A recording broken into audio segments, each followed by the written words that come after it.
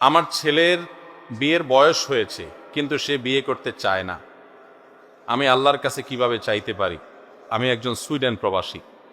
আহারে কপাল পোড়া বাপরে, এই তো উল্টা প্রশ্ন পাইছি। জীবনে এরকম প্রশ্ন তো পাই নাই।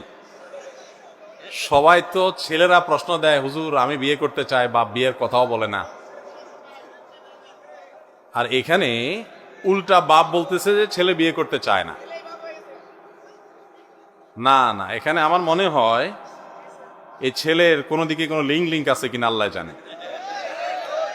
কারণ হলো, বাপ মা বিয়ে করাতে চাইলে সেখানে না না করা, এটা কখনো কখনো অন্য কোনো দিকে অবৈধ সম্পর্ক থাকলে, হারাম রিলেশন থাকলে, তখন দেখা যায় বাপ মার বিয়ের আবদারকে, দাবিকে, প্রস্তাবকে অগ্রাহ্য করে। আমি জানি না এক্ষেত্রে সেটা হয়েছে কিনা, পুরো শিওর না, এটা একটা সম্ভাবনা মাত্র। তো অবশ্যই এই ব্যাপারে প্রকৃত ঘটনা কি সেটা দেখা দরকার, যাচাই করা দরকার, এবং সেই সাথে তার